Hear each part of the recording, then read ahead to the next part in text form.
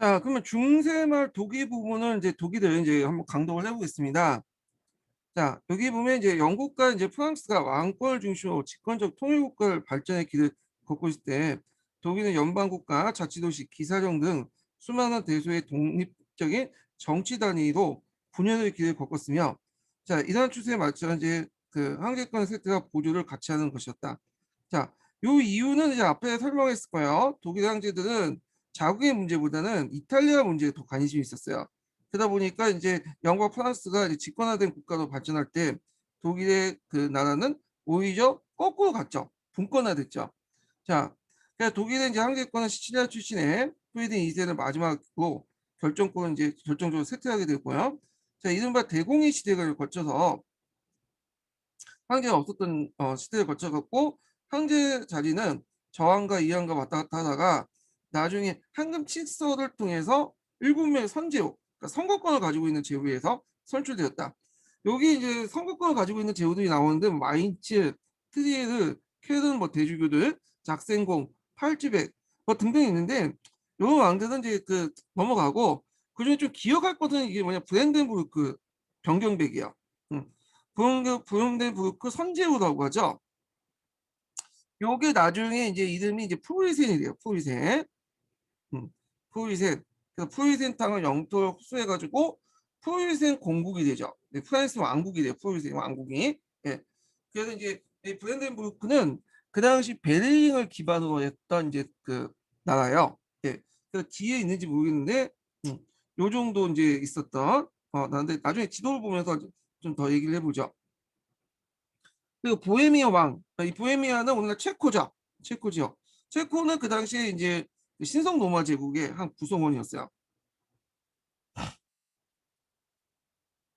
그래서 이제 7명의 선제후가 황제 사망과 동시에 다수결로 새로운 황제를 뽑는 시스템이야. 예. 그걸 이제 금인치서에 이제 명시를 했는데, 자, 근데 이거는 어, 그 뽑는다고 해도 실제로 내정자가 있어요. 그래서 그 전에 있었던 황제가 그 내정자를 정하면 실제로 여기에서 형식적으로 승인해 주는 거야. 승인해 주는 거. 자, 같은 이 선제후들이 이제 형식적으로만 이런 투표권을 갖고 있기 때문에 일단 다른 제후보다 우월적인 지위에 서게 되고 거의 완전한 주권 군주와 다름이 없었다. 이 선제후들은. 그들은 제국의 전반적인 상태에 대한 감시 역할을 수행했다. 그래서 그 뭐냐면 선제후들 그러니까 금인치소의 결과죠. 선제 역할.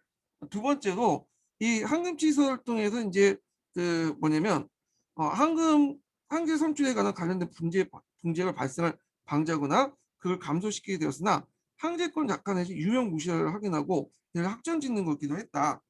그래서 이제 그 제의는 루셈부르크에 있다가 그 당시 이제 오스트리아 함스부르크가 가죠. 그래서 끝까지 이제 나중에 나폴레옹이 이 신성 로마 제국을 해칠 때까지 주로 이제 합스부르크가 이제 그것을 갖게 돼요.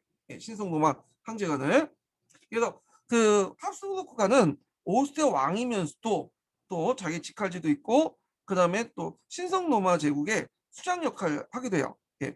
자, 그래서 이제 합스부르크가 정착되고 신성 로마 제국이 소멸할 때까지 거의 세습지로 계승됐다. 아까 얘기했지만 선제후대 역할은 있긴 있지만 얘네들이 실제로 그 사전에 이미 이제 합의를 이제 봐놓고 그 내정자를 이제 결정해주는 형식적인 절차예요. 이런 것들은. 자,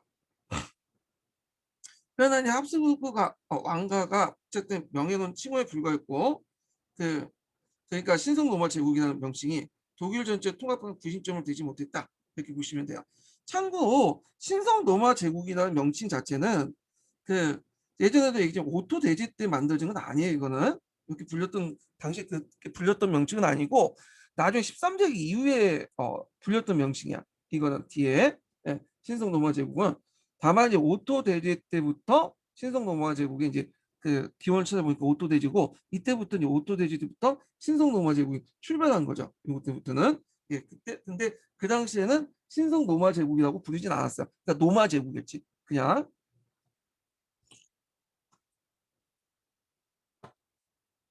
자, 그 다음에 이제 항제권 획득의 결과가 나오죠. 항제권 획득는 그 독일의 정치적 해체 추세에 심할 듯했다. 자치 도시들은 자의상 한자 동맹 같은 도시 동맹을 결성하고 경우에 따라 하급 귀족의 결합된 기사 동맹도 결성되고 그다음 시민과 기사들이 성직자들은 봉건제의 침범으로부터 스스로 재산권을 보호해서 신분제 위에 수집해요. 그리고 이때 이제 이런 그 도시 동맹 그다음에 기사 동맹 신분제 위에뿐만 아니라 제일 중요한 게 연방 국가 형성이죠. 네, 연방 국가. 그 앞에 이제 7개의 이제 선지구들 있죠. 그거 외에도 이제 중소 연방 국가들이 형성되는데 자, 연방 국가는 이미 프리덴 2세 때 이제 싹트고 있으며 자, 이 프리덴 2세는 우리가 알고 있는 거기 있는 프리덴 2세가 아니야. 거기 저기 그 나중에 등장한 토이센 군주 중에 유명한 사람 있죠? 그게 아니라 그 앞에 이제 호헨슈타인바가에 있었던 프리덴 1세의 손자를 얘기해요. 자, 그래서 하여튼 프리덴 2세 때 싹트고 있으며 13세기 후반부터 14세기에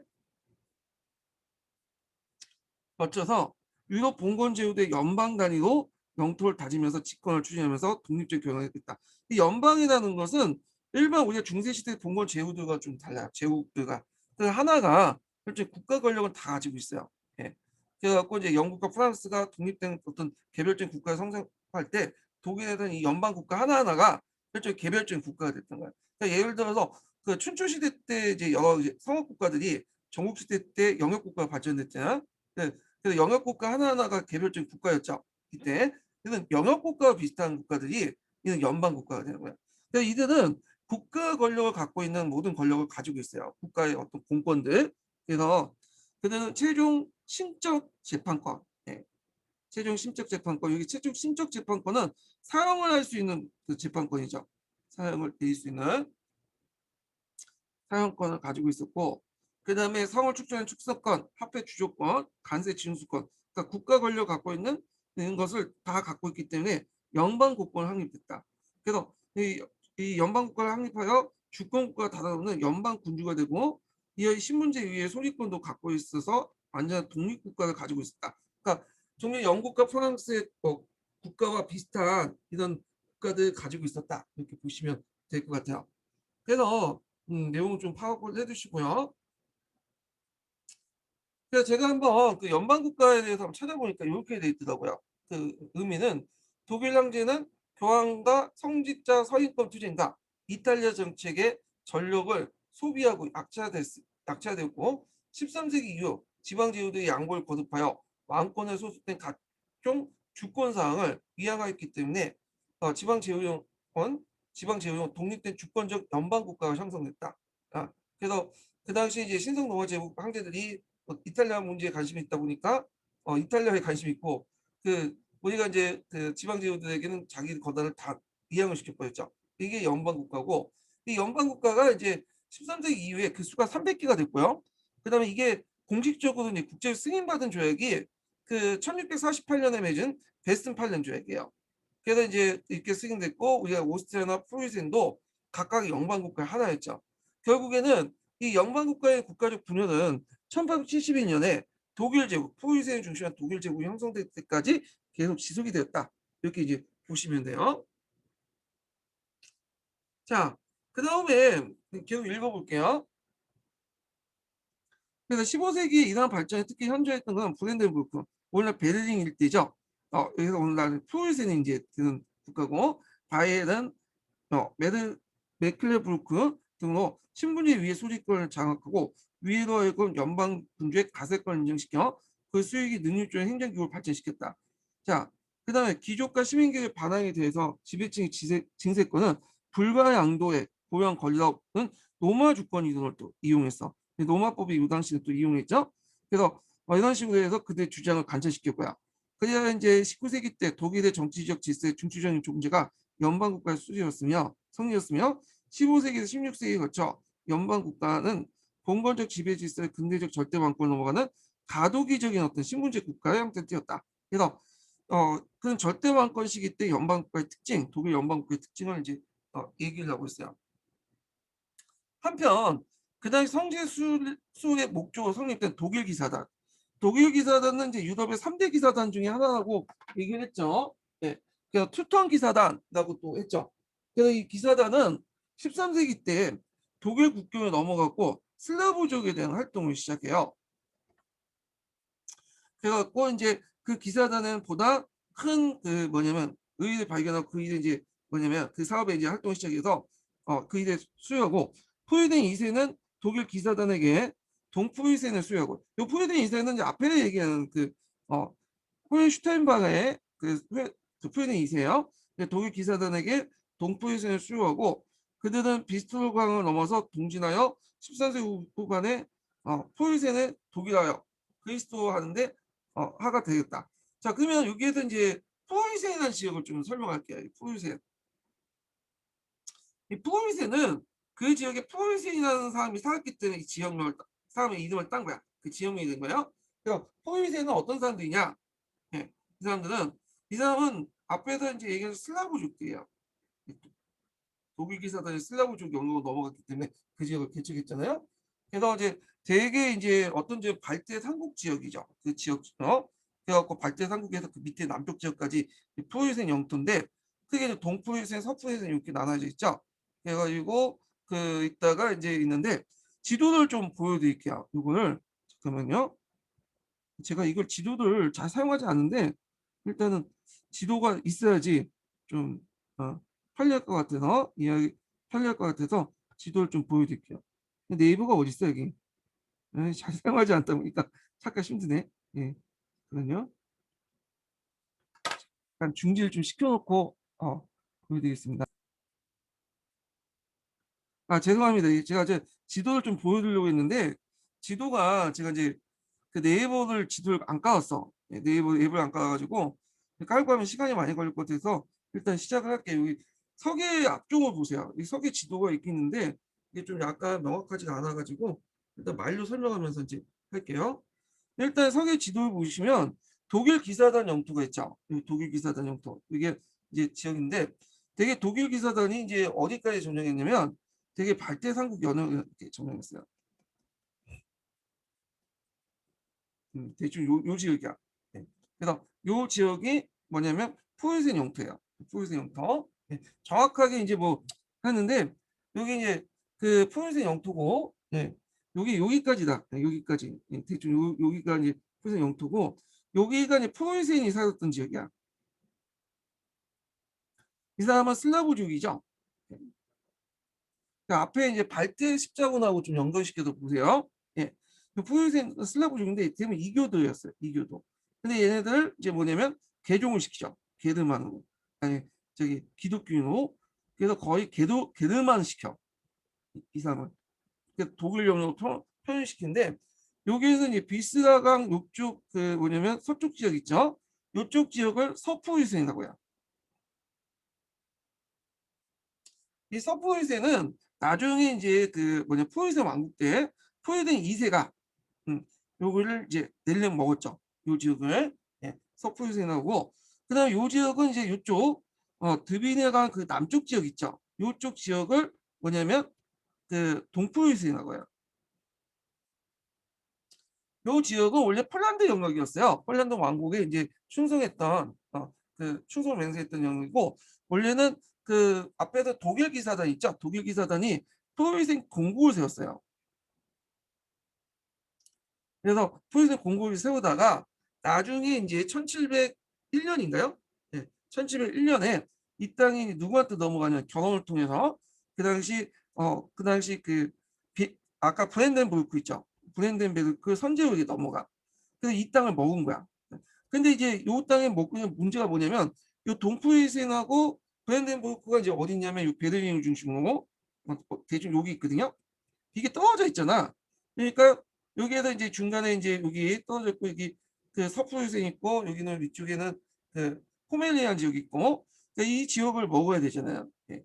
그래갖고 그 당시 프로이센 2세가 영토를 확보하는 과정에서 요 서프로이센을 먹고, 포멜리안 예전부터 먹었고, 여기 동프로이센 지역을 그냥 합친 거죠. 이렇게. 그래서 요 지역이 원래는 따로 놀다가 그 당시 이제 뭐냐면 그 나중에 브랜덴부르크로 넘어가게 돼요. 서부에서. 그리고 브랜덴부르크는 이 지역을 자기 통치 영역으로 확실히 만들기 위해서 이름을 국가를 프로이센이라고 하죠. 그래서 이제는 요건 공국은 그 따로 이제 예전에 독일 기사단이 했던 명칭이고, 프로이센 왕국이라고 하죠. 예. 그래서 이때부터 브랜덴부르크 선제후부터 라고 부르지 않고 프로이센 왕국이라고 해요. 이게 이제 그 당시 이제 그 있는데 요건 뒤에 좀 설명을 할게요. 예.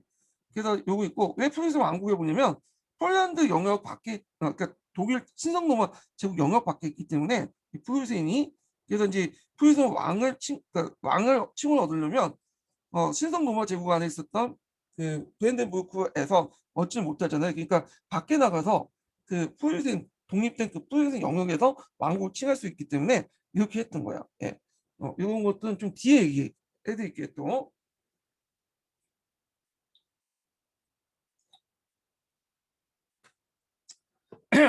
그래가지고 이렇게 이제 해서 했다. 좀 기억을 해두시고 요때 프로이센은 아직까지 이제 브랜덴부르크가 선제가 먹기 이전에 그 땅을 얘기해요. 독일 기사단이 설치하고 나서 그 땅을 먹고 거기에 이제 프로이센 왕 공국을 만든 다음에 나중에 프로이센 왕국에 편입된 땅이에요. 그 땅이. 자, 그다음에 스위스 독립인데 스위스는 예전부터 이제 합스부르크가 이제 지배를 받았어요. 근데 14세기 초에 합스부르크가 이제 군을 격파하죠. 그리고 나중에 이제 베스트팔렌을 통해서 국제 공인을 받게 되죠. 그리고 이제 그 당시 영토를 이제 확장을 했고, 그 다음에 스위스 같은 경우는 연방제로 공통 통치를 해. 각 주마다 완전한 독립을 유지하고 대외적으로 결합되지만 내부적으로는 좀 분쟁이 작았어요. 그래서 이제 스위스 연방제를 해갖고 만들었지만 실제로는 각 주에 거의 독립된 국가들이 있었다. 주마다. 그래서 자기끼리 막 치고받고 싸웠어. 야, 근데 이제 이런 것들이 오히려 스위스의 강점으로 작용되는데 일단 얘네들은 뭐 통치를 잘한다기보다는 일단 지리적으로 산악지대죠. 폐활량이 좋잖아. 오랫동안 뛰어다닐 수 있죠. 폐활량이 높은 뭐 동네에 살면 많이 살면. 그리고 주민들이 또 군사 자질도 있어. 이런 지역에는 산악지대에서 맨날 뛰고 뭐냐 구르고 그리고 자기들끼리 뭐냐면 또 싸워요. 그래갖고 지네끼리 치고받고 싸우고. 자, 그래도 나중에는 이 사람들이 이제 15세기 이후에 했던 스위스 용병을 이제 스위스 용병. 스위스는 먹고 살기 힘드니까 주로 용병으로서 먹고 사는 그 나라였거든요. 지금과 달리 약간 이제 지금 구루카 용병하고 비슷한 그 스위스 용병이 탄생된 거야. 15세기 이후에 이 용병들 스위스 용병은 좀 약간 차이가 있는데 얘네들은 종전의 용병과 좀 차이가 있어. 일단은 이 사람들은 죽음을 두려워하지 않아요. 그리고 한번 딱 계약을 맺으면 신을 끝까지 지켜. 예전에 용병들은 막 약탈하고 도망치고 막 죽으려고 할 때는 막 도망쳐 나오잖아. 근데 그 사람들은 안 해. 한번 계약을 맺으면 끝까지 뭐냐 신을 지키고 충성을 맹세하는 그런 그 용병들이죠. 그러다 보니까 이 스위스 용병은 지금도 있잖아요. 예. 그러니까 이 스위스 용병의 그 영향을 받은 용병들이 독일 용병이야. 이 독일 용병은 독일 농민들을 이제 대상으로 해서 만든 건데 이걸 란치크레이트라고 하죠. 뭐 중요한 건 아닌데 이 독일 용병은 스위스 용병을 일종의 뺏겼다고 보면 돼요. 벤치마킹을 했는데 파이크 창병으로 구성됐던 용병들이죠. 근데 이제 이 독일 용병들은 좀 무식하고 신이나 뭐 이런 것도 없어. 배신도 많이 잘하고 배신도 많이 하고 약탈도 많이 해요. 그래서 스위스 용병하고 질적으로 좀 다른 용병 집단이야. 이 독일 용병들이 주로 이제 30년 전쟁에 많이 하락을 하죠. 그러다 보니까 이제 많은 약탈도 하고 사람들을 이용해서 독일 용병의 폐해가 상당히 심했는데 하여튼 이런 이제 두 개의 용병 집단들이 15세기 때 이후에 등장을 하게 돼요. 예. 자, 그다음 시칠리아를 보자. 시칠리아. 이 시칠리아는 막 왔다 갔다 해. 영토가 중세 시대 때. 시칠리아 한번 정리를 해보면 처음에는 비잔틴 제국의 영역에 있었죠.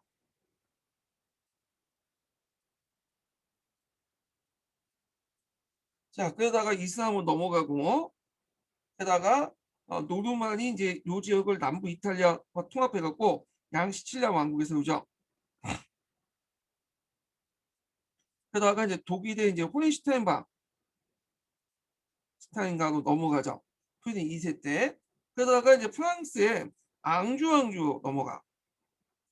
그래서 이제 여기를 통치했다가 그 당시 이제 요 시칠리아를 둘러싸고 앙주 왕조하고 그 당시 이제 스페인의 아라곤 왕조가 이제 싸우게 돼요. 그래서 이제 결국에는 그 시칠리아 만종 사건을 이기 위해서 누구한테 넘어가냐면 시칠리아는 아라고노 넘어가요. 이렇게. 그래서 이제 주인이 많이 바뀌는데 한번 읽어볼게요. 자, 한개 프리딩 2세의 사망 후 교황의 지시를 얻어서 프랑스 왕 루이 9세의 동생이었던 앙주백 샤르에 의해서 스페인 시칠리아 지배자가 되었다. 이걸 앙주가라고 하죠. 그래서 이제 그 이러한 처사는 시칠리아 주민들의 의사를 완전히 무시한 것으로 시칠리아 주민들은 그 당시 프랑스 군주와 그의 군대를 증오했다. 특히 사세 동부 지중해 팽창을 위해서 증세를 시도했다. 증세죠, 이게 중세가 아니라. 비잔티안 제도 썰을 경계했고 아라곤의 피터 3세 또한 그의 왕비를 통한 서양 관계로 시칠리아 왕위의 야심이 있었다. 자, 이때 이제 그 두 가문이 대립을 하고 있다가 시칠리아 주민들의 불만을 부채질한 사건이 나는데 이게 페네르모는 그 당시 시칠리아의 중심 도시였어요. 여기에서 폭동이 일어났어. 이걸 이제 무슨 사건이 나가냐면 여기 적혀져 있지 않지만 시칠리아 만종 사건이라고 해요. 이거 외워두세요.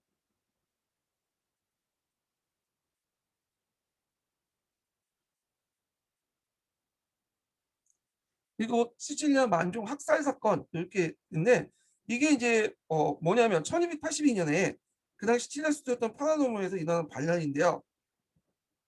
당시 이제 통치하고 있던 시칠리아 통치했던 앙주가 프랑스 앙주가의 압제에 불만을 품은 주민들이 폭 일으킨 사건이야.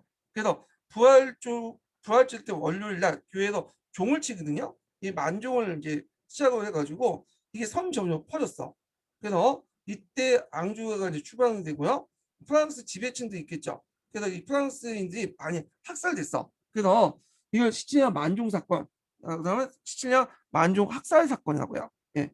그래서 일단 이 폭동을 계기로 해서 이제 뭐냐면 시칠리아 주민들은 여기를 노렸던 그 아라곤 피터 3세에게 왕관을 제공하고요. 21년에 사절 사이에 시칠리아 쟁탈전을 벌였으나 결국 시칠리아는 아라곤 수준으로 넘어가게 되고 대신에 이제 앙주는 나폴레옹 왕으로서 남부 이탈리아를 유지하는 데 그쳤다. 그래서 이제 여기에서 뭐 시칠리아 만종 사건 정도만 기억을 해두시면 될 것 같아요. 자, 변두의 국가들 볼게요. 여기 뭐 중요한 건 내용은 없는데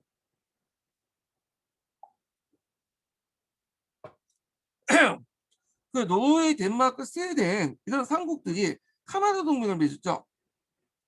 그러니까 통합됐다가 스웨덴의 민족주의 반란이 거듭된 결과 스웨덴이 따로 독립을 했고 동맹이 깨졌고요. 그 노르웨이와 덴마크 통합은 1814년까지 계속됐고 그에도 노르웨이와 덴마크는 또 나눠져 가졌죠. 예. 이렇게 있고요. 그 다음에 이제 러시아를 보죠. 그럼 핀란드는 어디 갔냐? 핀란드는 오랫동안 스웨덴의 어떤 뭐냐면 영역이 있었어요. 예. 그러니까 그 당시 핀란드는 독립국가가 아니라 스웨덴의 한 주였다 보시면 돼요. 지역. 나중에 독립된 거예요. 이거는 19세기 들어가서 독립된 거고요. 자, 그럼 러시아를 보죠. 러시아는 이제 13세기 때 몽골족이 침입하고 여러 공국 분열되어 몽골족 통제에 있었죠. 이때 몽골족은 이제 여러분들 알다시피 이제 키 차 큰 한국이죠. 그 다음에 이제 뭐 이렇게 이제 있었고, 자, 그 다음에 14세기 때 전반기 이반 1세 때 모스크바 대공국이 지도적 역할을 대두되었고, 그래서 몽골족 지배자로부터 다른 러시아의 공국대 공남을 징수하는 총 책임자가 되었다. 자, 이후 이제 원래는 노브고로드 공국이 했는데 이 역할을 모스크바 대공국이 이제 맡아서 또 한 거죠. 그래서 14세기 말기 때 모스크바 대공은 몽골 지배 방한했으나 실패했고 1100년의 이반 3세 때 그 몽골족들의 내분과 이동이 는 다칼팀에서 몽골족 지배로부터 해방됐고 노브고로드 획득을 통해서 영토를 크게 획득했죠. 자, 이반 3세 때는 비잔틴의 마지막 황제였던 진녀 조카가 결혼해서 비잔틴 황제의 계승자로 자처한 동시에 모스크바 대주교는 그리스 종교의 계승을 하게 되었다. 이렇게 있고요. 그 결과 모스크바는 그리스 종교의 문명의 중심지로 제3의 로마가 되죠. 콘스탄티노플이 이제 점령당하고 나서 거기에 이슬람화 되잖아요. 그러니까 그러면서 그리스 종교의 이제 중심지가 모스크바가 돼. 모스크바 제3의 로마가 된 거야. 1의 로마는 그냥 우리가 생각하는 이탈리아 로마고 제2 노마는 콘스탄티노플이고 제3의 노마는 모스크바 되죠. 그 나중에 이제 거기에 모스크바 대공국 뒤에 등장한 노마프 왕조의 그 왕조의 문장 중에 독수리가 들어가 있거든요. 예. 이 독수리 문장은 노마 황제 문장이었어요. 예. 그래서 이거는 우리가 그만큼 노마를 계승했다. 이렇게 얘기하는 거죠. 예.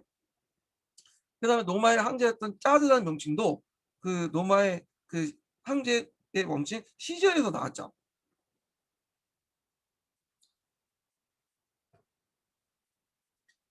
그럼 이베리아 반도 상황을 볼게요. 자, 이베리아 반도는 재정부를 통해 성립된 아라곤, 카스티아, 포르투갈, 기독교 3개 국가 왕국들이 그레나다의 무호인들, 무호인이라는 건 뭐냐, 북아프리카인들 얘기야. 이슬람화된 북아프리카인들. 그래서 이 무호인은 이슬람 국가에 대해서 공격을 계속하는 가운데 도시 경제가 계속 발달했고 신분제 이후엔 코르테스가 일어났죠. 코르테스. 그래서 코어테스에 대해서 제가 한번 뭐냐면 찾아봤어. 근데 뭐 자세히 안 돼 있더라고. 거기 보니까 이제 중세 시대에 있었던 에스파냐 포르투갈 신분제에 의하다.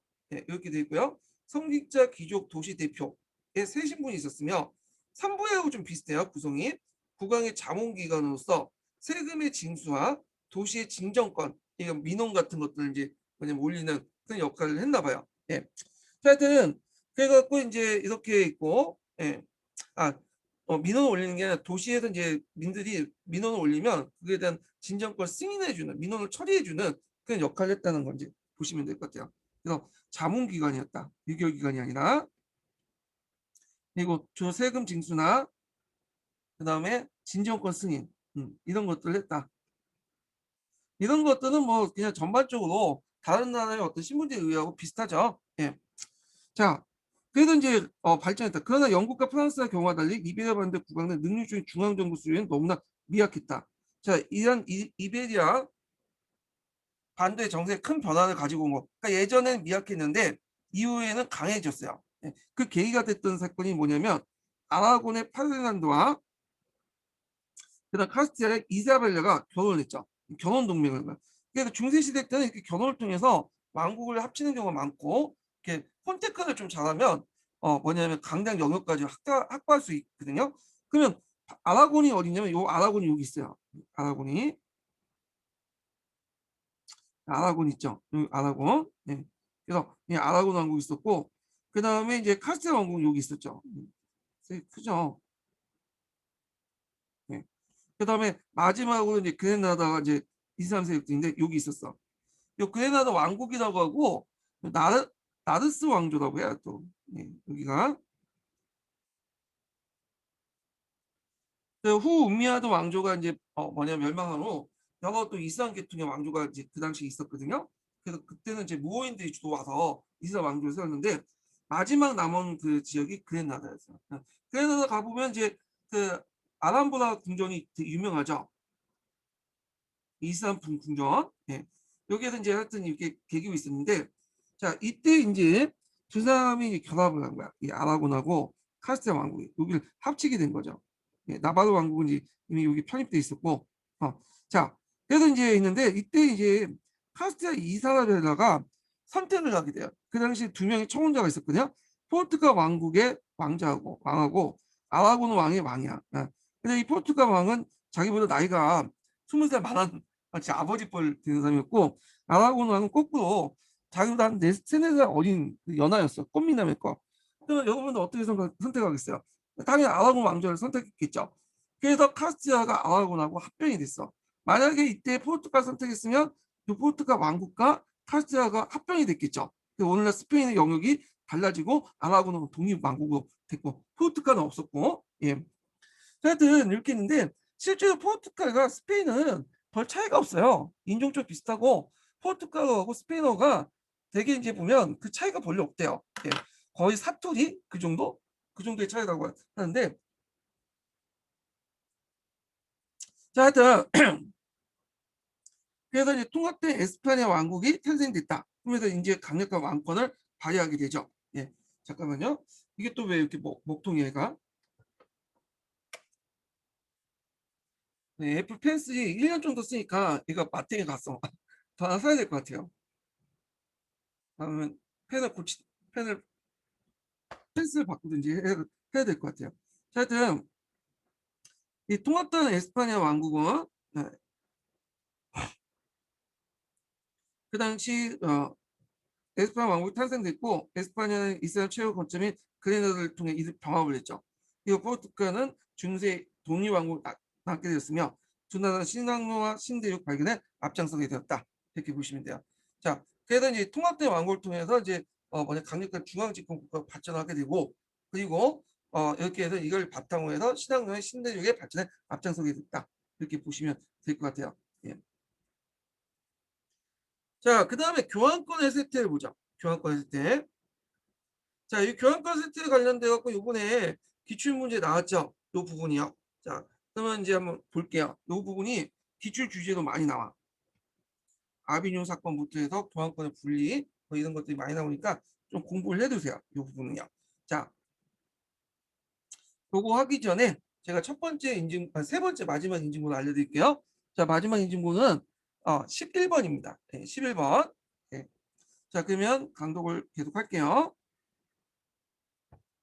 자, 중세 교환권이 단순히 기독교 세계 영도자였음만 아니라 세속적인 면에서 보편적 권력으로서 황제권과 싸우고 세속 군주위에 군림했을 뿐만 아니라 막강한 경제를 가질 수 있었던 것은 민족 이동과 선홍화 제국의 몰락으로 조성된 혼란과 무질서한 상태에서는 중세 초기 역사 상황과 지방분권적인 봉건사회 구조와 관련돼 있다. 그렇기 때문에 중세 말에 있어 봉건사회 붕괴되고 집권적 통일국가 성장에 따라 보편적 권력으로서 교환권의 그 존립 기반이 상실되기 시작하죠. 예. 그래서 세속적 왕권에 도전을 받게 될 수밖에 없는데 이 과정에서 교환권의 쇠퇴의 길을 걷게 되었다. 이렇게죠. 그래서 이제 그때 이제 대표적인 상징적 사건이 일어나죠. 이게 이제 필립 4세하고 보니파티우스 8세 간의 대립이야.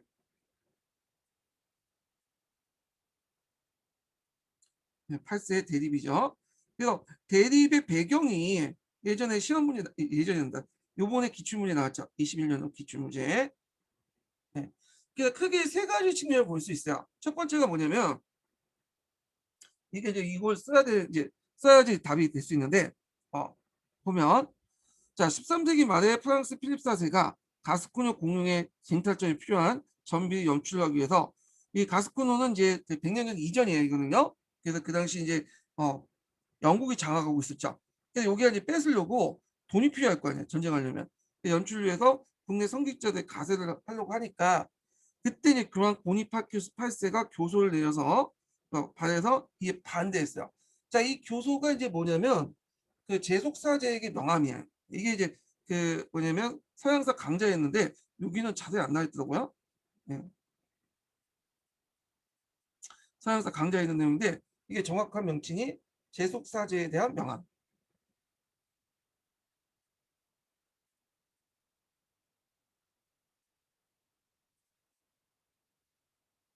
아유, 제속사제에 대한 명함. 명령을 내렸다는 거야. 제속사제에게 명령을 내렸다. 그런 내용인데 요 내용이 이제 뭐냐? 이 내용이 뭐냐면 성직자들이 교회의 동의 없이는 군주에게 세금을 받지 마라. 그 내용이야.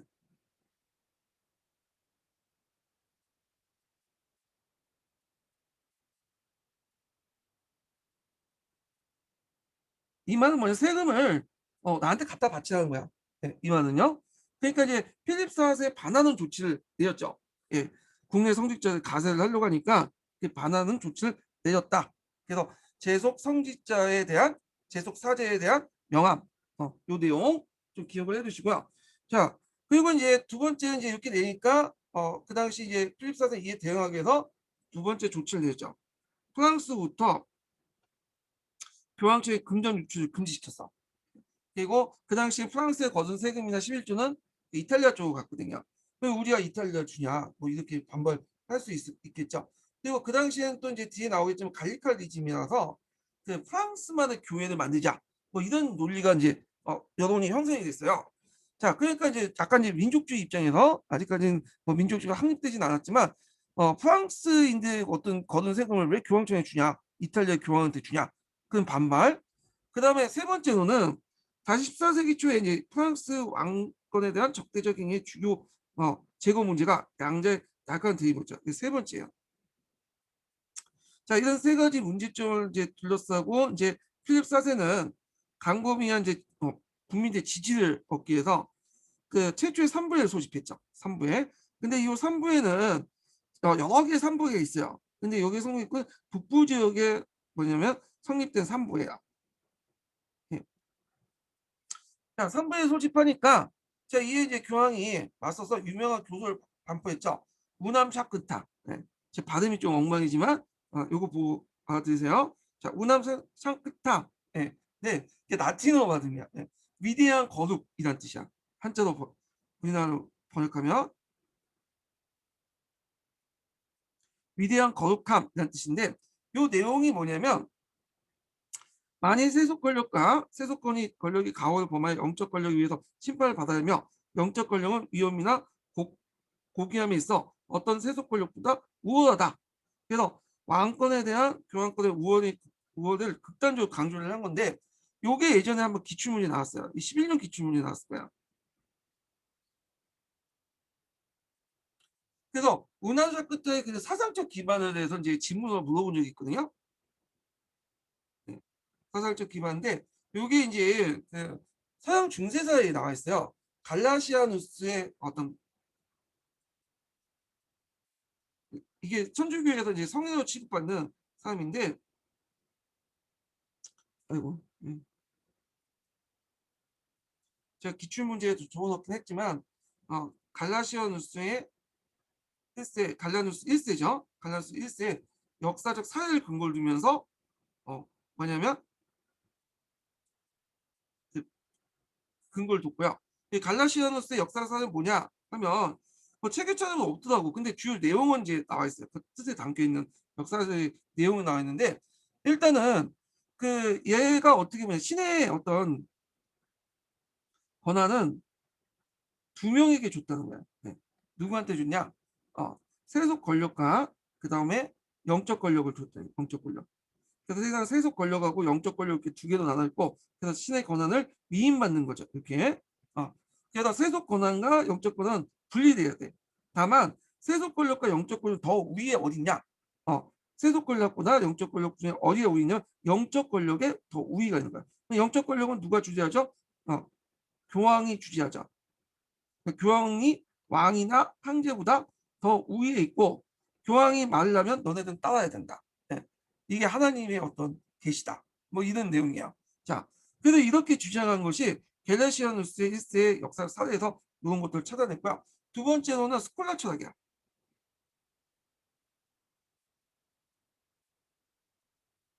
자, 요때가 이제 1301년이거든요. 근데 그 전에 누가 있었냐? 토마스 아퀴나스가 있었죠. 예. 그러니까 13세기 때 토마스 아퀴나스 중반 때 활동했던 인물인데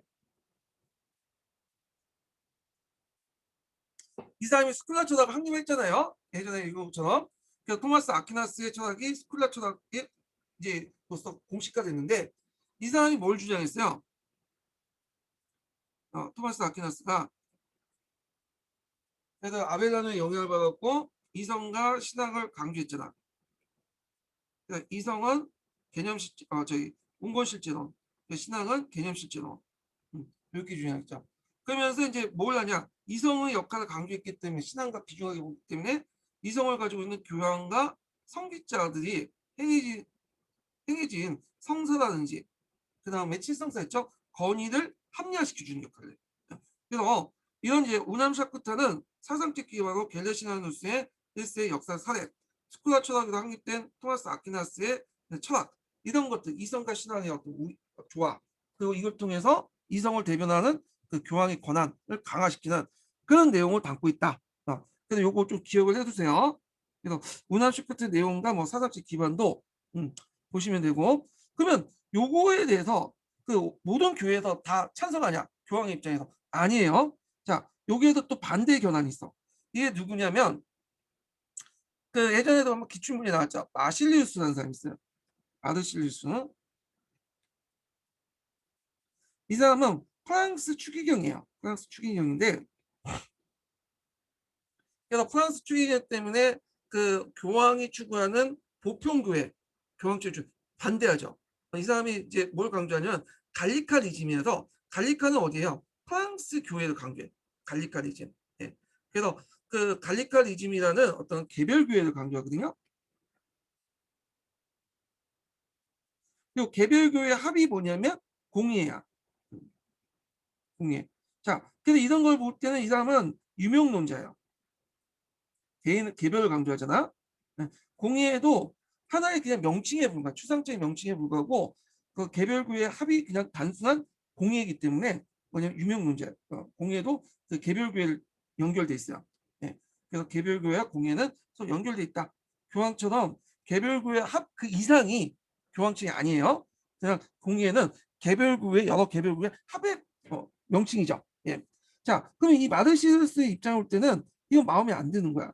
얘네들 입장을 때는 일단 세속 권력과 영적 권력은 뭐냐면 분리되는 걸 인정해. 근데 마르실로는 반대 입장이에요. 예. 어떻게 얘기하냐? 이거는 파란색으로 표시할게요.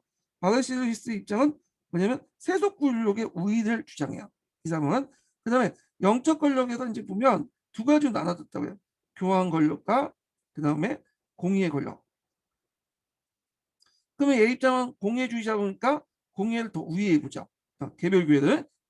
그래서 이렇게 이제 반대된 입장이 나타나는데 요게 이제 예전에 기출문에 나왔어요. 그래서 공부할 때 마르실리우스도 공부해 주세요. 그래서 요거는 서양사 강좌나 서계에 없고 그 어디 있냐면 사료를 보는 중세사인가? 그 책에 있어요. 요 사람의 견해는.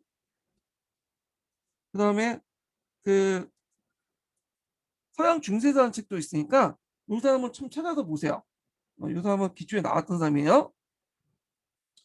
그래서 이제 공예주의자로서 개별교회 갈리카리즘을 주장했고 유명론자고, 예. 그리고 세속 권력과 영적 권력 중에 오히려 세속 권력을 강화시키는 그 사람을 주장했던 그 사람이 마르실리우스다. 예, 이렇게 보시면 돼요.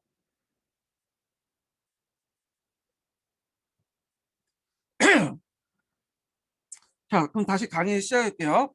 자, 이에 필립은 보니파키스 제거를 결심하고 신복인 노가레를 시켜서 아날리에서 이제 머물고 있는 공항에 뭐냐면 습격을 하는데 사로잡히게 돼요. 근데 이제 주변 귀족들 압력으로 그 나이 많은 교황을 왜 잡아가냐 비판이 들어가겠죠. 어쩔 수 없이 풀어줬어.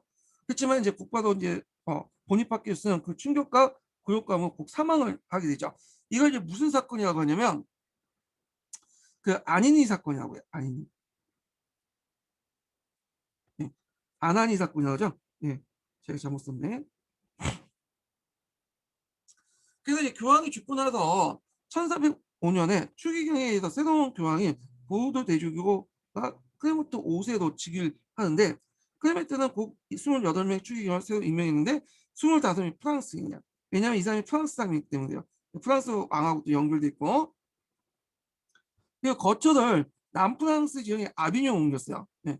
근데 이 아비뇽은 엄밀히 따지면 남프랑스에 있긴 하지만 그 당시에는 프랑스 왕국에 속해 있지 않고 이탈리아 그 북부 이탈리아 지역이었어요.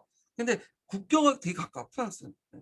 그러니까 이제 그 뭐냐면 서울하고 일산 정도의 거리, 네, 그 정도의 거리야. 자, 그래서 이제 그 세력가에 있다 보니까 이 도시에 있다는 것은 프랑스 왕권 밑에 있다는 거죠. 그래서 그 당시 교황은 완전히 프랑스 왕권의 지배하에 놓였습니다.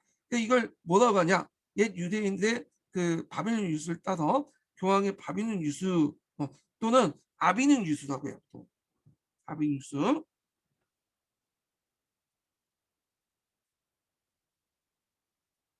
바빌론 유수는 아시죠? 그다음 유대인들이 한동안 이제 그 당시 그 신바빌로니아 수도에 그 바빌론에 들어가서 한동안 갇혀 있었던 사건이 있어요. 예. 요거는 나중에 기타 할 때 좀 얘기를 하고 교황은 아비뉴스라고 한다. 네. 교황의 아비뉴스. 자, 근데 여기 좀 하기 전에 좀 하다 보니까 이게 강독하기가 시간이 너무 많이 걸려. 그래서 대충대충 하고 넘어가려고 수 있지만 이게 한번 하면 3년 동안 또 우려먹거든요. 다음 강독 강의 할 때까지. 그래서 지금 서양사 강의나 동양사 강독은 2년 전 강독 강의 듣는 분들이 많으실 거예요.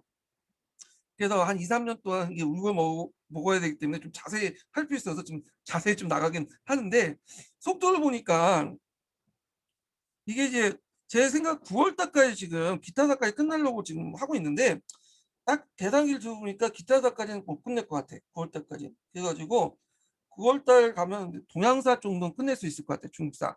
일본사나 뭐 기타사는 10월 11월 달 제 모의고사 강의할 때 보강으로 해가지고 나갈 생각이에요. 그래서 일단은 그 동양사하고 서양사는 확실히 잡자 그 생각이거든요. 왜냐면 기타사하고 일본사 비중은 좀 약간 떨어지죠. 최근에 일본사는 좀 안 나오니까. 예. 자, 그러면 계속 강조를 좀 할게요. 자, 이와 같이 필립스 학생의 교환권에 치명적인 타격을 가했을 뿐 아니라 사원 기사단을 해산했어요. 예전에 한번 얘기했을 거예요. 이게 템플 기사단이 그 당시 되게 국제적인 어떤 조직을 가지고 있거든요. 그러니까 또 금융업도 하고, 얘네들 안 되겠다. 그래갖고 프랑스의 그 해산하고 그들이 가지고 있는 프랑스의 강대한 영지를 또 몰수를 하게 돼요. 그러니까 왕권 강화와 또 연결돼 있다. 그래서 13세기 절정에 달한 교황권이 교황은 태양이요, 국왕은 달이라는 고혼잔당한 시대와 이노케티우스 3세 때죠. 시대와 너무 상이하게 전개되기 시작했다. 자, 그리고 이제 이렇게 이제 교황청이 이제 뭐냐면 프랑스 아비뇽에 있으니까 다시 돌아라. 그래서 노마 돌아가. 그래서 로마 시민의 압력으로 이제 이탈리아 출신이었던 우르반 6세를 다시 뽑아요. 그래서 추기경 회의를 선출하는데 그때 이제 또 다른 추기경 회의에서 뭐냐면 프랑스 교황이었던 클레마트 7세를 선출해. 그래서 이 사람이 이제 교황청을 아비뇽으로 또 옮기죠. 그러니까 로마의 우르반 6세와 그다음 프랑스인 구성된 클레마트 7세까지. 요때 이제 그 클레마트 그 7세를 지지했던 사람은 프랑스 추기경이겠죠. 왜냐하면 프랑스 추기경을 한참 많이 뽑아놨잖아. 예. 그래서 이렇게 해서 이제 교황청은 로마와 아비뇽으로 두 개로 나눠져. 이게 이제 교회 대분열이죠. 그리고 이제 기독교 세계도 양분화되고요. 그 정치 권력도 각각 지지 또 세력이 달라지죠. 예, 교황청을 다르게 지지하죠. 영국과 독일은 로마는, 프랑스, 에스파냐, 아비뇽 각각 지지하면서 세속적인 세력의 지지가 교회 분열을 오히려 조장시켰다. 결과적으로 이렇게 교회가 분열되고 지네끼리 치고받고 싸우다 보니까 그 어떻게 되겠어요? 교환권의 위험이 떨어지죠. 그 교회 전체를 타락시킨 결과를 가져왔다. 그래서 이때 이제 뭐냐면 또 교회를 비판한 인물들이 등장해요. 그 대표적인 인물들이 오콘과 위클리프라는 사람이죠. 예, 오콘과 위클리프. 자, 요 사람들 이제 한번 읽어볼게요. 오컴은 이제 예전에 시험문에 나왔죠. 오캄이라고 되어 있는데 보통 오컴이라고 해요. 포기법이 좀 이상해. 사용자들은. 예, 보통 오컴이라고 하죠. 오컴. 예. 한번 이제 그러면 한번 관련된 내용들을 좀 읽어볼게요. 자, 이런 상황에서 이제 신학과 신학면에서 변화가 생기게 되고 새로운 경향이 나타나게 되는 것은 당연합니다. 자, 14세기 초에 영국의 프란치스코가 이제 프란치스코파 아이고 잘못 쳤네요.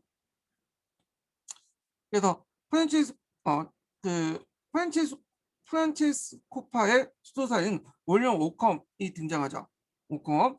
이 사람은 철저한 유명론자, 명문론자예요. 이 사람이 예전에 한번 시험 문제 나왔죠. 개별적인 사실을 되게 강조하는. 그래서 예전에는 이성과 신앙을 강조하는데 이거는 파괴하고 그래서 나아가서 교권 정치와 그 제도가 신앙의 전부를 말하는 것이 아니라고 주장을 했다. 그래서 신앙도 중요한 거지만 그거 외에도 여러 가지 요소가 있다. 뭐 이렇게 이제 주장하죠. 이 사람에 대해서는 예전에 얘기했어요. 이 사람은 철학과 신앙을 분리시키고 철학은 이제 주로 어떤 개별적 사실을 연구하는 데 있고 그다음에 신학 그러니까 신학은 그 신앙을 연구하는 데 있다. 철학과 신학을 분리시킨 사람이죠. 신앙이 아니라 예. 그래서 이렇게 해서 이제 좀 기억을 해두시고요. 그래서 그 사람의 유명한 이 오콤의 면도날 이것도 기억을 하시라고 했죠. 그래서 이 사람은 신유명론자예요. 유명론은 구유명론과 신유명론을 나누는데 구유명은 유사성을 인정하지만 신유명은 유사성조차도 인정 안 해요. 그래서 개별의 어떤 사실의 유사성조차도 부정하고 어떤 개별적인 사물을 볼 때는 선입견과 편견을 제거하고 그 면도날을 사용해서 수염을 깎듯이 그래서 있는 그대로 봐야 된다. 사물을 이렇게 주장했던 사람이 오컴이에요. 오컴. 자, 그 다음에 이제 이러한 오컴의 주장보다 더 위험한 새로운 사상이 전개된 것은 옥스포드 신학 교수였던 존 위클리프예요. 요거 이 사람 외워두세요. 나올 가능성이 많아요. 자, 위클리프는 이제 여러 가지 주장했어. 한 4가지 정도를 주장했는데 일단 그는 교회의 부와 사치를 공격을 유명했으며 교회 재산의 세속적 권위의 배려를 유지된 것에 하여 당시 교회 재산을 탐나고 있던 랭커스 공의 고트 존을 비롯해 영국 귀족들의 환영을 받았다. 그러니까 교회 부하 사치를 공격했다는 거 좀 기억을 해두시면 되고요. 그리고 이제 그때 교회 재산을 뺏으려고 했던 그 당시 귀족들에게 상당히 이제 뭐냐면 환영을 받았죠. 예. 참고로 이 랭커스 군 고트 존은 한때 왕의 섭정으로 활동했던 사람이에요. 예. 그 장미 전쟁이 있으니까 우리 한번 찾아보서 보시고요. 두 번째로는 이제 그가 뭐냐면 죄를 범한 자는 그 당시 죄를 범한 성직자의 집전의 성사는 무효이며, 세 번째, 성사는 실성사를 말하죠. 성사 그 자체가 영혼의 구제 본질적이 아니라고 주장하죠. 예. 이건 상당히 위험한 발언이야. 왜냐면 칠성사가 상당히 중요하잖아. 칠성사. 칠성사를 받아야지만 구원을 받을 수 있는 거죠. 예. 근데 이 칠성사는 누가 하는 거야? 교회가 하는 거잖아. 예. 근데 이게 꼭 필수에 받아야지만 구원을 받을 수 있는데 그 자체를 부정하는 거예요, 지금요. 그 다음에 또 하체설 주장했어요. 하체설 부정했죠. 예. 그래서 그리스도는 영적인 존재일 뿐 빵이나 포도주에 존재하는 것이 아니라고 하여 하체설까지 공격했다. 그러니까 하체설의 내용은 빵은 살이요, 포도주는 피다. 이런 것들 이제 얘기를 하잖아요. 그래서 이런 것들 부정했다는 거. 그 다음에 또 성경을 강조해. 하나, 둘, 셋, 네, 다섯 번째네요. 자, 그리스도의 생활 방식은 교회 가르침에 있는 것이 아니라 성경에 구한다고 주장했다. 그래서 성경을 모든 사람들이 뭐냐면 읽어야 한다는 취지 아래 성경 번역을 지휘하겠다. 그래서 이때 이제 성경 영어 쓰여진 그러니까 라틴어로나 이렇게 쓰여진 성경을 영어로 번역했죠. 영어로. 근데 이때는 좀 약간 한계는 있었어요. 어떤 한계냐면 이 라틴어 성경판이 불가타잖아. 근데 불가타 자체가 의역이잖아요. 의역. 예. 근데 그걸 또 중역을 한 거니까 카톨릭이 원하는 방식으로 뭐냐면 번역을 한 거죠. 예. 불가타 방식으로. 그래서 진정한 이제 뭐냐면 그 번역은 나중에 에라스무스 이후부터 출발해요. 그건 나중에 좀 얘기할게요.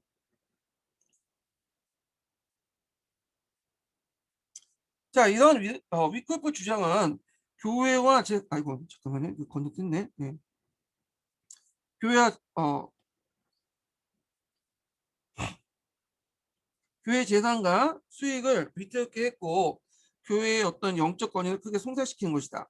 그 결과죠. 결과. 첫 번째 결과고 여기부터는 결과죠. 네, 위클프 주장 결과. 그다음 두 번째로는 그는 이제 그 교황과 영국의 성직자에 의해서 비난과 배척을 받았지만 세속 권력의 도움을 받고 무사했고 여기가 두 번째네. 예. 위크리프 교수는 이게 중요해. 농촌을 퍼졌어. 예. 그래서 그의 추종자는 로랜드라고 하죠.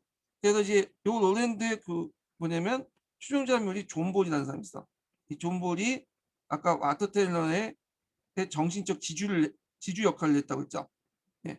그래서 원시 기독교 철학도 이렇게 들어가 있고 이거 다 연결된 거예요. 자, 불려졌다. 그래서 이제 헨리 4세 때 로랜드 금지령과 헨리 5세 때 초창 탄압으로 로랜드 지하로 숨어들었으며 비밀리 종교 개혁까지 계속되었다. 예, 종교 개혁까지 계승되었다. 개혁까지. 자, 그다음 흡수 운동 볼게요. 흡수. 흡수는 보헤미아를 얘기해요. 보헤미아를 바탕으로 이제 했던 운동인데 이 보헤미아는 오랫동안 신성 로마 제국 아래 있었어요. 그래서 신성 로마 제국 아래 있어갖고 그 보헤미아 선지어 같은 경우는 되게 이제 신성 로마 제국에 그게 겸직하거나 아니면 자기 일가 친척들 파견해서 거기를 이제 지배했던 거야. 예. 그러니까 신성 로마 제국, 그러니까 합스부르크의 어떤 지배하에 있었던 지역이 보헤미아야. 예. 지금 체코 지역을 얘기하죠. 그러다 보니까 보헤미아인들은 신성 로마 제국의 어떤 반발이 많았죠. 그리고 이제 기존의 어떤 신성 로마 제국에 비하하는 카톨릭에 대해서 반발이 많았어. 그래서 이제 홉스 같은 사람들이 등장해서 그 당시 이제 뭐냐면 홉스 운동을 통해 그 당시 이걸 신성 로마 제국 카톨릭을 벗어나서 뭔가 체코 보헤미아 어떤 그 보헤미 민족주의 이런 것들을 이제 하려고 했어요. 보헤미아를 독립시키고 보헤미 민족주의를 확산시키려고 했죠. 그러니까 홉스나 홉스 운동은 보헤미아의 어떤 그 민족주의를 상징하고 있다 이렇게 보시면 돼요. 자, 그럼 내용을 볼게요.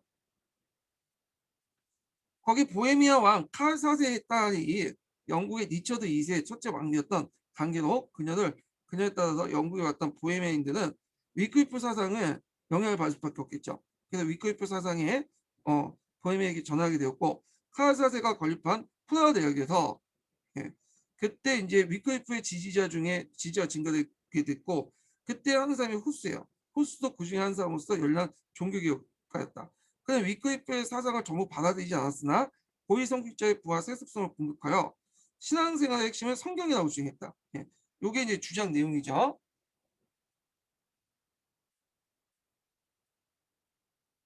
자, 그는 1412년 나폴레옹 왕과 대립하고 있던 교황 종 23세에게 그의 지지자에게 면죄부 판매와 허용을 반대해서 대학과 교회부터 추방됐다. 참고로 이 면죄부는 이미 십자군 전쟁 때부터 판매가 됐던 거예요.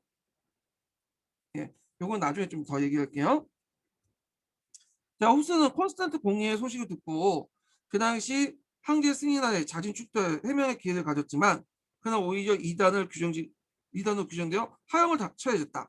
자, 그래서 이제 콘스탄티누스 회의의 그 업적 중에 하나가 업적이라 좀 그런데 그 당시 후스 같은 이단을 제거했던 거 이런 것도 이제 여기 들어갈 수 있죠. 홉스의 주장은 어리석은 이었고 이 사람은 순교자를 만들었잖아. 그래서 교회 경직성을 드러내는 처사다. 이 사람이 뭐 교회 반발했던 사람이 아니에요. 위클리프처럼요. 위클리프처럼 뭐 하체들 부정했고 뭐 그런 것들은 아니었고 단순히 이제 성경을 강조했고 세속성을 공유했는데 그런 주장조차도 받아들이지 못한다는 거예요. 그 당시 교회가 경직돼 갖고 결국에 후스는 필수다 그랬는데 못하죠. 예. 홉스는 체코 민족주의 상징이 됐어요. 예. 그래서 체코의 거의 모든 사회 동조자를 갖게 되었고 그리하여 이제 1419년에 홉스의 추종자들은 대대적인 반란이 발생했죠. 체코의 농민군도 여러 번 항제 기사군을 격파했다.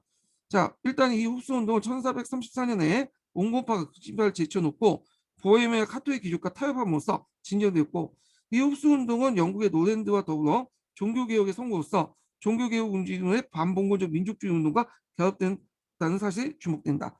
그래서 이게 이제 뭐냐면 의의죠. 흡수 운동 의의죠. 그래서 여기서 반봉건적 민족주의 운동 뭐냐? 이 반봉건은 누굴 대상한 거야? 합스부르크를 대상한 거야. 합스부르크의 지배에 벗어나려고 하는 민족주의 운동이다. 이렇게 보고 그걸 상징하는 것이 홉스와 홉스 운동이다. 그리고 앞에서 이제 여기에다 나오는 이제 보헤미안 카요 4세 이런 것들 왕들은 실제 체코인 왕이 아니에요. 독일 황제의 친척들이나 독일 왕이 겸직을 하는 경우가 많았어요. 예. 그래서 뭐 이렇게 이제 좀 기억을 해두시면 될 것 같아요. 자, 그다음 신비주의와 이제 공동생활 형제다 관련된 내용을 읽어볼게요. 자, 그럼 신비주의부터 이제 알게 볼 필요가 있겠죠. 이 신비주의는 뭐냐면 그 당시 교회가 있고 이제 신이 있고 교회가 있잖아요. 일반 신도들이 있고. 네. 그래서 일반 신도들은 교회를 거쳐야지만 신에 갈 수 있어. 신 앞에 갈 수 있어. 천국에 갈 수 있고 구원을 받을 수 있어요. 꼭 그래서 교회가 하는 칠성사를 해야 돼. 믿음만 있으면 안 돼요. 칠성사는 은총, 성행을 받아야 돼. 교회가 하는. 그래가지고 이제 있는데 신비주의는 요 교회를 제거하고 신도가 신 앞에 갈 수 있다는 거야. 상당히 뭐냐면 위험한 사상이죠. 약간 약간 위험한 사상인데 플라톤 사상에 영향을 받았다고 그래요. 또는 아리스토텔레스 철학에 또 영향을 받았다는 설도 있고. 자, 이거는 약간 뭐냐 이단적 요소 빠질 가능성이 많아요. 이단적 요소. 왜냐 교회를 무시했잖아. 성상 안 받아도 된다고 생각을 할 수 있잖아요. 그래서 신비주의들이 다 이단은 아니지만 상당히 이단적 요소들이 많고요. 얘네들이. 그리고 또 이제 이게 다 신교들에게 영향을 줘요. 신교들도 신도들이 그냥 신만 믿으면 된다. 예수 천국 불신 지옥이라고 하잖아. 예, 교회 필요 없다. 예, 교회는 하나의 그냥 중개자 매개자에 불과하다. 이렇게 이제 하는데 이런 것들이 다 신비주의와 비슷비슷해. 그러면 이제 한번 읽어볼게요. 신비주의는 언제나 기독교의 중요한 요소다. 그러나 그것은 또한 제도로서 교회를 넘어서 신과 직접적으로 이제 결합을 강조를 하죠.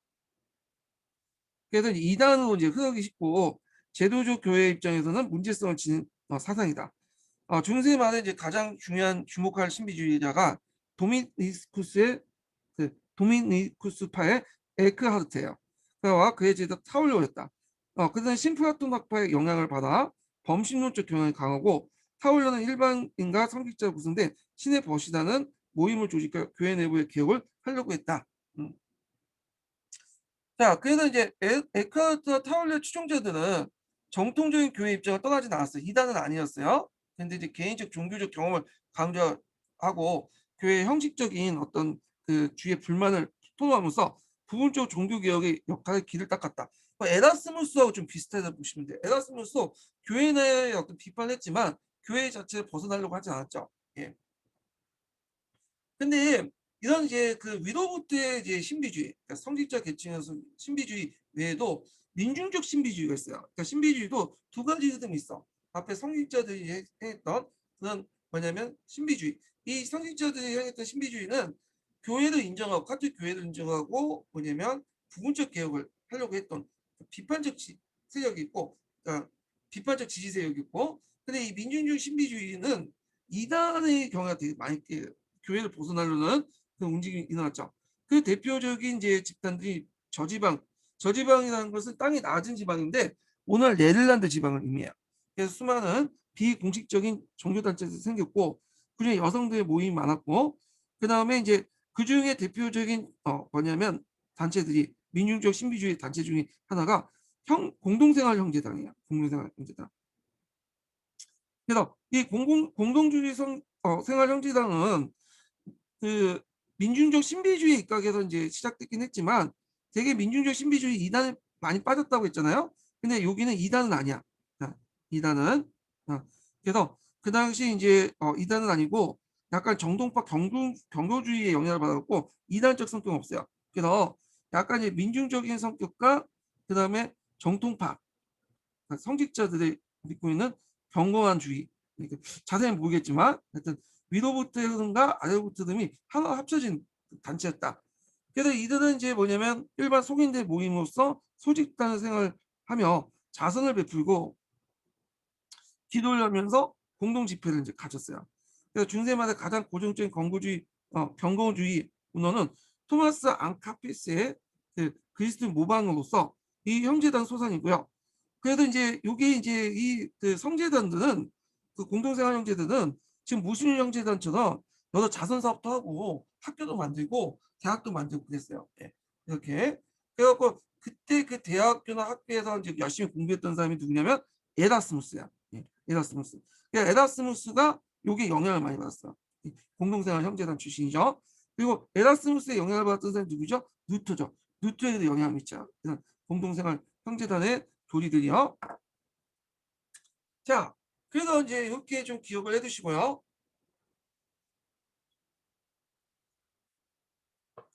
자, 그러면 이제 밑에 이제 좀 읽어볼게요. 중세마다 교황청이나 교회 지도자의 가장 큰 잘못은 반드시 이단적이거나 반교회적이 아닌 풍요한 종교 정력을 절저하게 조정하지 못한 데 있다. 그 당시에 이제 여러 가지 의견들이 나왔는데 다 자기가 마음에 안 들면 이단으로 해갖고 탄압을 했잖아. 근데 그걸 좀 포용을 해가지고 좀 개혁을 하려고 했는데 이런 것들이 이제 안 했다는 거죠. 네. 그런 것들이 나중에 이제 그 교회 밖에 새로운 교회 개신교들이 등장한 배경이 되었죠. 자, 그 다음에 이제 콘스탄트 공예를 좀 볼게요. 콘스탄트 공예. 자, 콘스탄트 공예는 기출에 나왔죠. 2번 정도 나왔어요. 자, 이 공예의 이제 주요 내용은 일단 뭐 3가지 측면에서 볼 수가 있어요. 예. 첫 번째는 교회 분열을 해소했다.